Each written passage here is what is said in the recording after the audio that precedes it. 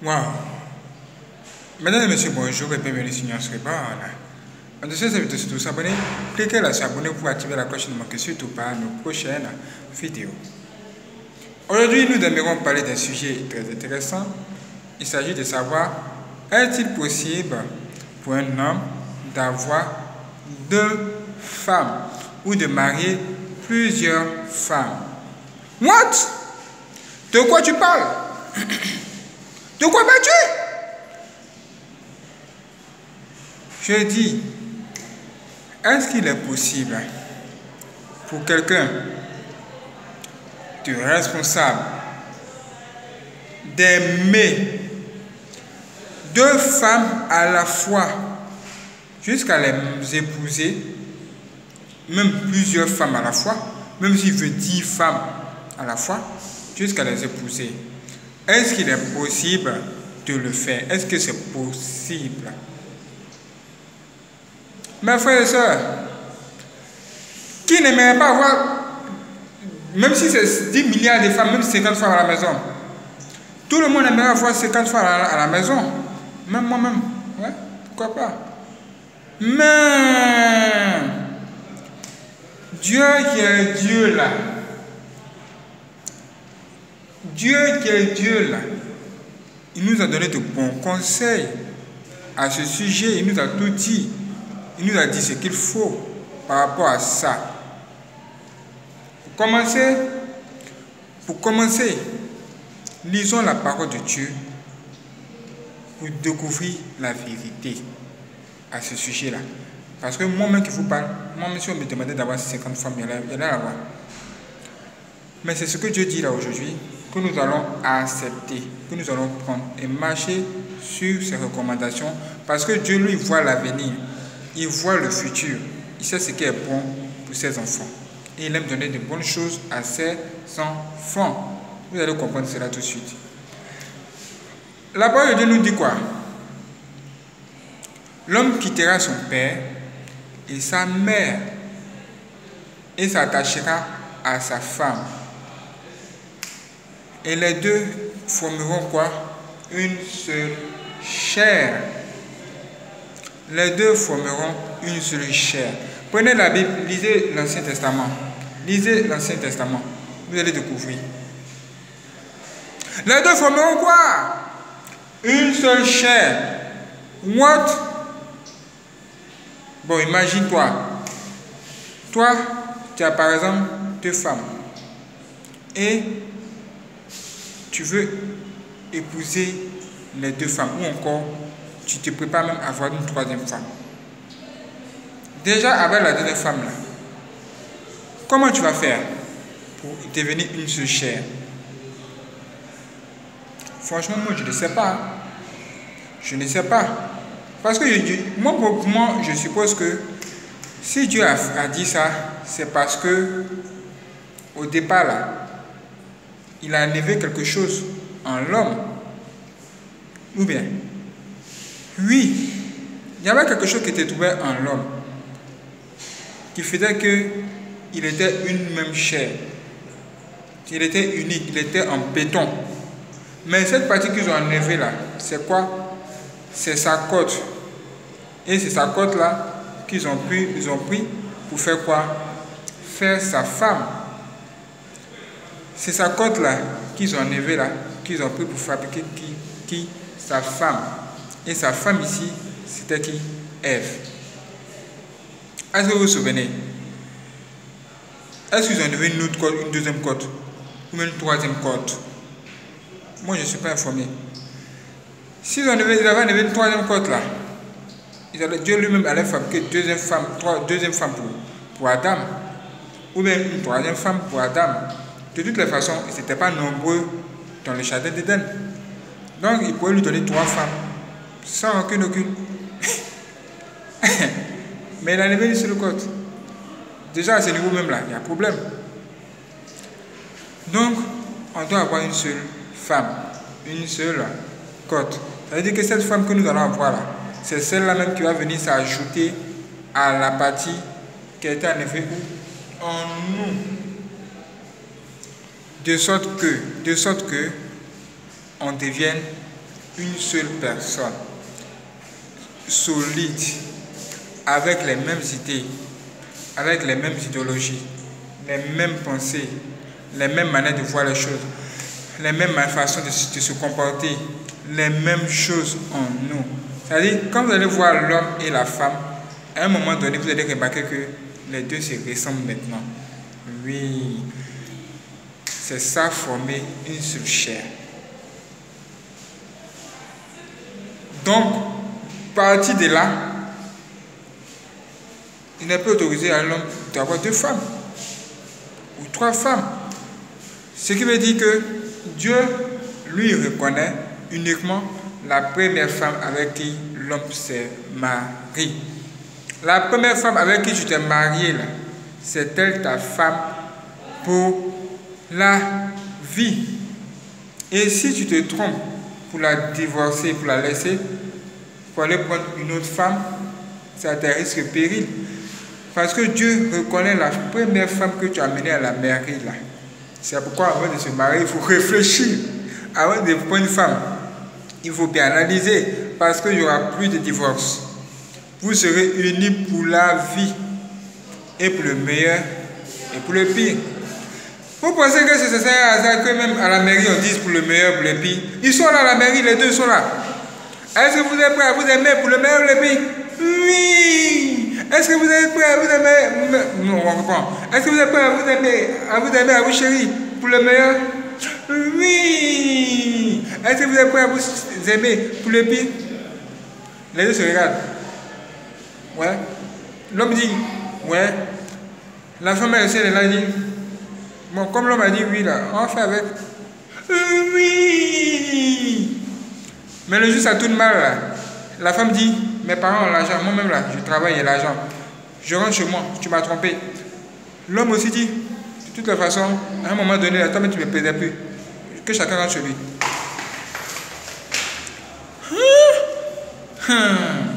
Le diable vient vous séparer pour vous condamner après. En prenant quoi? La parole de Dieu qui va tous nous juger. Et dans la parole de Dieu, il a été dit, ce qu'il a été dit. L'homme n'aura qu'une seule femme dans sa vie et Dieu reconnaît uniquement que sa première femme. Imaginez la suite. Imaginez la suite. Plein de personnes ont fait des divorces ici. Pour rien, ils font des divorces. Tu ne peux quitter ta femme uniquement ou encore seulement et seulement si cette femme t'a trompé. Ou elle n'est plus. Moi, je préfère te dire que si ta femme t'a trompé là même là, négocier, trouver un terrain d'entente. Mais ne vous séparez pas. Parfois, le diable crée de telles situations afin que les hommes décident de se séparer. Oui, c'est le diable qui fait ça. C'est Satan lui-même qui est à la base de cela. Et c'est lui-même qui est à la base de tout ce qui ne glorifie pas Dieu à ce niveau-là. Nous devons comprendre aujourd'hui que le diable travaille.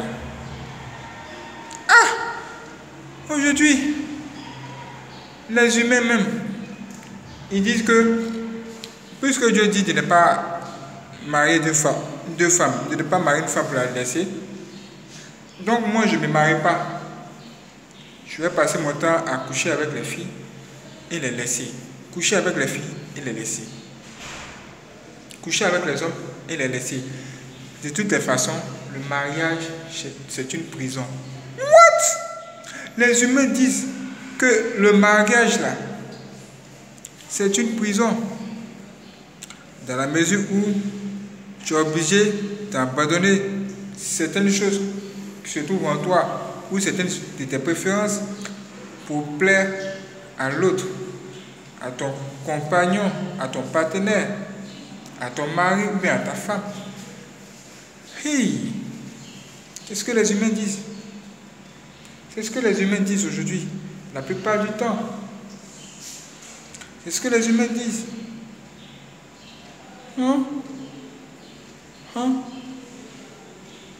Donc le mariage là, c'est une prison. Une prison.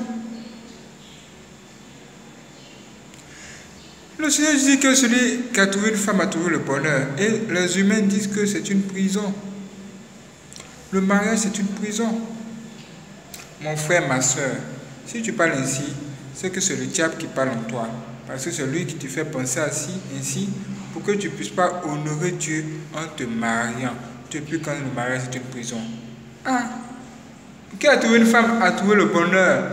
Qui a trouvé une femme a trouvé le bonheur. Maintenant, toi, tu dis que qui a trouvé une femme a trouvé le malheur parce que pour toi, c'est une prison. Tu ne vas pas te permettre d'y chercher 2 copines, 3 copines comme tu le fais auparavant. Mais ce que tu ne sais pas là, c'est que les 2 copines, 3 copines que tu cherches là, tu ne sais même pas si ce sont des sorcières. Parfois, le diable lui-même se déguise en des femmes. Peut-être même tu as déjà couché avec le diable, tu n'es pas au courant. C'est une mauvaise vie. Une vie qui va te conduire à l'enfer. Donc, pour être casé là, il faut obligatoirement te marier. Pour être bien positionné, il faut absolument te marier. Il faut te caser. Il faut être avec toi dans ta maison, chez toi. Ou bien, même au boulot, pour avoir des postes de responsabilité en entreprise, qu'est-ce qu'on vous demande? Mariez-vous. C'est pas à cause de ton poste, tu vas aller te marier parce que tu veux une promotion, ou bien être gradé. Non, si c'est pour ça, il ne faut pas te marier. On ne se marie pas parce qu'on a envie d'avoir certaines choses. On se marie quand on est prêt. Spirituellement parlant, on est prêt. Physiquement, on est prêt. Et on veut vraiment se marier. On sent le besoin de s'unir à une femme qu'on aime. Parce que tu as pas t'unir à une femme que tu n'aimes pas quand même. On dit pour le meilleur, pour le pire. Donc toi, avant de marier une femme, il faut bien réfléchir. Il faut analyser tous les contours. Analyse les hauts et les bas. Pour le meilleur et pour le pire. Dès que tu rencontres la fille là, il ne faut pas tout de suite aller au sexe. C'est inutile. C'est inutile. Faut peut-être que tu n'es pas marié même là. Il ne faut pas penser au sexe, même si tu as 50 ans. Parce que c'est un péché que tu seras en train de faire. C'est interdit. C'est interdit. Le sexe est interdit aux personnes qui ne sont pas mariées. C'est pas parce qu'on a dit le sexe est interdit aux personnes qui ne sont pas mariées, tu vas aller te marier aussi. On se marie quand on aime une femme et qu'on est prêt. Parce qu'il y a des conditions, bien entendu. Il faut savoir l'état d'âme de ton mari, l'état d'âme de ton homme. Mais il ne faut pas aller te marier parce que tu dois avoir une promotion à ton boulot. Ça veut dire que, comme on vous le disait, il faut s'asseoir avec la femme. Tu t'assois avec la femme autour d'une table, d'une chaise, d'une table comme ça. Ok? Vous êtes seul à seul, face à face. Et vous dites, vous éteignez même la télévision. Et tu dis à la femme, bonjour chérie.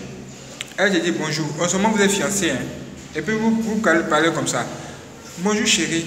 Elle se dit, comme vous êtes nouveau là, l'amour est joli, vous allez voir comment elle va réagir. Tu dis, bonjour chérie. Elle se dit, bonjour mon amour. En fait, d'amour aussi. C'est vrai, amour là c'est joli. Mais il faut mettre ça un peu bas la tête. Parce qu'on va se parler. On se regarde droit dans les yeux et on va causer. Dis-moi, est-ce que tu m'aimes vraiment? Avant qu'on aille à la mairie là, il faut qu'on se dise les vérités ici, face à face. Il ne faudrait pas qu'après il y ait palabre et puis on dise qu'on ne s'est pas entendu. Parce que c'est pour le meilleur, pour le pire. Ou bien, oui, vous vous asseyez et causez. Ah, dis-moi, est-ce que tu m'aimes? Elle va dire oui. Et toi, est-ce que tu m'aimes? L'autre va dire, franchement, moi, je n'ai pas l'habitude d'aimer les femmes. Mais toi, je t'aime beaucoup parce que je veux aller loin avec toi. C'est pourquoi j'ai décidé de te choisir comme ma femme. Mais comme nous savons aujourd'hui qu'il y a trop de divorces et que l'homme, on ne peut pas le connaître dans sa plénitude, c'est pourquoi j'aimerais qu'on s'assoie pour se comprendre physiquement et après aller demander à un homme de Dieu de prier pour nous et chercher à voir notre état d'âme pour voir si nous ne sommes pas des sorciers. On ne sait jamais s'il n'y a pas des démons qui vont nous fatiguer par la suite. Toutes ces choses, tous ces paramètres sont à prendre en compte avant de se marier. Une fois que c'est fait, vous pouvez maintenant commencer. Tu peux dire à ton mari ou tu peux dire maintenant à ta femme, est-ce que tu seras prête à me suivre dans le meilleur ou pour le pire? Si elle dit oui, tu vois, si tu réponds, Entendez-vous? La femme maintenant va dire à son mari, est-ce que toi aussi tu seras prête à me suivre dans les mauvais jours? S'il dit oui, on avance. Qu'est-ce que tu vas entendre parler par mauvais jour? Est-ce que si un jour il y a un accident et qu'ils sont handicapés, tu pourras me soutenir? Est-ce que si je suis handicapé là, tu pourras me soutenir dans ces moments-là? S'il dit oui, on continue, on avance. Si elle aussi dit oui, ou bien, en tout cas si vous êtes tombé d'accord, avancez. À un moment donné, pose-lui des vraies questions. Posez-vous des vraies questions. Qu'est-ce que tu me caches? Quel est ton plus grand secret que j'aimerais savoir? Qu'il est important que je sache. Encore, en tout cas pour notre relation, pour qu'on avance bien dans notre relation. Ça, c'est avant d'avoir le sexe. Hein. N'ayez pas le sexe avant de vous poser des questions. Hein. Sinon, si vous avez eu le sexe avant, c'est fini. C'est fini. Hein. C'est fini. C'est que nous sommes en train de dire ici, c'est autorisé uniquement à ceux qui n'ont pas eu le sexe avant mariage. Voilà. Et posez-vous d'autres questions qui vont vous permettre de vous comprendre. Tu vas savoir ce qui se trouve dans l'esprit de ta femme, elle aussi va savoir ce qui se trouve dans ton cœur. Ainsi là, vous allez bien vous comprendre, bien vous connaître avant d'aller devant le maire pour dire oui ou non. Sinon là, ça sera la honte pour toute la famille quand vous allez vous divorcer. Ça sera un échec pour toi l'homme parce que tu n'as pas réussi à embellir ton mariage. Tu as dépensé autant d'argent. Même si tu n'as pas dit, tu n'as pas dépensé beaucoup d'argent. Ta présence là-bas, là, tes efforts, ton effort intellectuel, même ton effort physique sur le lit, tu as dépensé tout ça. Oui! Ouais, c'est faux. Oui, c'est du travail. On travaille. Oui, on travaille partout. La vie là, sur la terre, c'est pas facile. Même sur le lit, c'est difficile. Donc, on doit s'entendre. Mais vous pouvez même aller jusqu'à là. Hein. Est-ce que, chérie, tu as des problèmes sexuels? Est-ce que tu as une faiblesse sexuelle? Tu dois dire à la femme si tu as une faiblesse sexuelle. Il ne faut pas que dans le mariage, là, vous ayez des complications. Si tu dis à la femme, elle nous fait que tu as un problème au niveau du sexe, faiblesse sexuelle, tout ça, parce que tu as eu trop de femmes dans le passé, c'est parce que tu es venu à dire que tu voulais te ranger. C'est normal, ça s'est guéri. On va prier pour toi. Elle peut te dire ce que tu peux faire pour guérir ton problème. Il ne faut pas cacher ça. Je préfère que vous vous séparez à ce niveau-là au lieu que ça soit plus tard. Est-ce que vous comprenez? Si la fille là, elle t'a accepté au moment où tu l'as dit que tu étais malade sexuellement, même si tu veux même, il faut rigoler. Il faut faire passer comme si tu étais malade sexuellement. Tu vas voir son comportement. Si elle t'a accepté ici là, si elle a réussi à t'accepter dans cet état où tu lui as dit que tu étais malade sexuellement, tu l'as regardé droit dans les yeux, tu as regardé droit dans les yeux, vous êtes deux, il n'y a personne au milieu pour essayer de rentrer en vous, elle t'a dit ça, qu'elle t'accepte. Si elle t'a accepté à ce niveau-là, c'est que c'est une bonne femme. Et tu lui révèles la surprise que c'était juste pour faire un test. C'est tout. Mais il ne faut plus mentir, il ne faut pas mentir, ça c'est un prank. Ça peut arriver lorsqu'on peut faire un test, mais il ne faut pas exagérer, mentir sur des choses très importantes. Est-ce que tu vois? Tu dis que tu étais faible sexuellement, mais physiquement tu n'es pas faible sexuellement. Donc c'est un soulagement aussi pour elle. Voilà. Donc vous devez vous entendre. Vous devez vous dire ce qu'il faut dire. Vous devez vous dire ce qu'il faut dire. Il ne faudrait pas qu'après ça tourne mal. Et chacun va se regarder, tu ne m'avais pas dit ça, c'était pas comme ça. Il faut qu'on s'entende sur tous les plans. C'est ce que les gens ne font pas et puis il y a beaucoup de divorces. Et ta femme, tu dois savoir son état d'âme. Allez sur un homme de Dieu qui va savoir qui elle est. Toi-même tu peux demander à Dieu, tu vas savoir quel est l'état d'âme de sa femme. Est-ce que c'est une sorcière? Est-ce que ton homme c'est un sorcier? Maintenant si vous découvrez que chacun de vous, si tu découvres que ta femme est une sorcière par exemple, tu peux prier pour que Dieu accorde une délivrance. Toi aussi l'homme, tu peux prier pour que la femme soit délivrée. Mais tant que ce n'est pas encore fait, vous ne pouvez pas vous marier. Sinon, votre mariage sera instable. Aujourd'hui, ça sera bon. Demain, ça sera mauvais. Est-ce que ta femme a un mari de nuit? Est-ce que ton homme a une femme de nuit? C'est-à-dire une femme spirituellement parlant. Tous ces contours-là sont à analyser avant d'aller plus loin dans le mariage. Il y a beaucoup d'autres questions même qui doivent venir. Posez-vous de vraies questions avant de vous marier. Posez-vous de vraies questions. On ne se marie plus pour divorcer. Il y a trop de divorces aujourd'hui, on en a marre. C'est pourquoi on essaie de trouver des solutions pour y remédier. Voici quelques solutions pour ne pas divorcer. Ça veut dire qu'au moment même là où vous êtes arrêté là et vous n'avez pas encore eu du sexe, tout ce que vous avez sorti de votre bouche, ça sera bon. Il y a certaines personnes qui disent qu'il faut bien connaître son mari sexuellement avant de s'unir avec lui. C'est ce que Dieu a dit.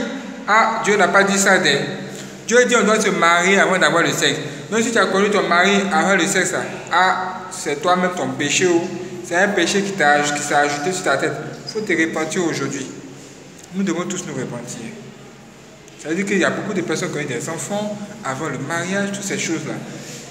Il faut se confesser, demander pardon à Dieu pour ça. Sinon, à la fin des temps, tu seras accusé pour rien. Tu vas te dire que c'est un péché que tu as fait, c'est passé. Mais tu dois demander à Dieu de te pardonner pour ça aussi. J'espère que cette vidéo vous a aidé. Si vous avez quelque chose à ajouter pour nous aider à ne pas divorcer, il y a ici dans la partie commentaire. Si cette vidéo vous a touché, ou si vous a plu, laissez un j'aime. Cliquez sur s'abonner en dessous de cette vidéo, cliquez sur la cloche pour l'activer.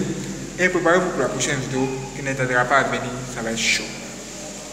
Posez-vous de vraies questions. On en a marre de voir les gens divorcer. Ou bien, oui, préparez-vous pour la prochaine vidéo. Ça va être chaud. Sur Nance Bar, vidéo bénéfice.